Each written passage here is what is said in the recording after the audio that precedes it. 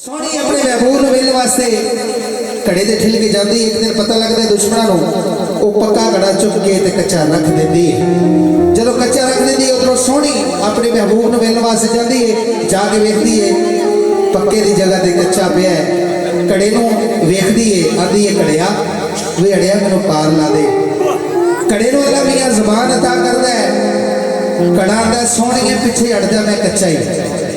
आंदी है तू कच्चा है, वेड़े जी तू कच्चा है, मेरा इश्क से पक्का है ना। घड़े नूं लैके दरिया च वड़ जाती है।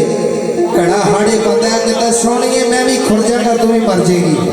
पर इश्क का दौरा बड़ा डाढा होता है। सोहनी की आखदी है, घड़ा की आखदा है, जमीन लोहार की आखदा है, ते माहम शहजादी की आखदी है, ते पिंडी पिंड वाले प्यार कितना को करते हैं लग पता जाना है। हाँ जी सोहणीए मैं कहना पिछे हट जा, अब मेरे ते तरस खा ले, मैं कच्चा वा।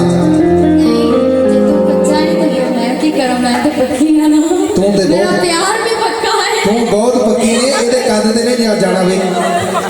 ये मेरी गल याद रखनी है, ये जिन्ना बंदा जमीन च होंदा ना उन्ना ही बाहर होंदा है।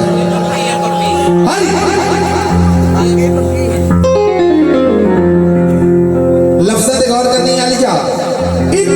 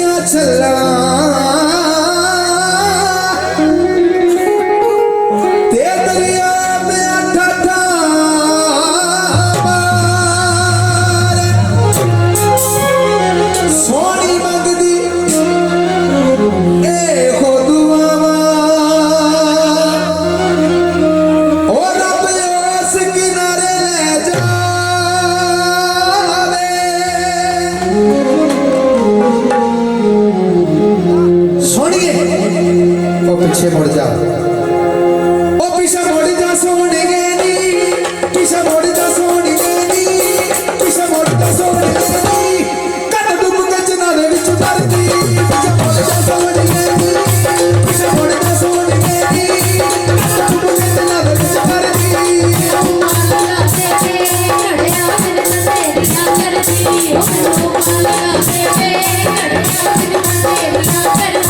पीछे मुड़ जा सोहणी नी, पीछे मुड़ जा सोहणी नी, पीछे मुड़ जा सोहणी नी, कद डुब के चिनारे विच मरदी।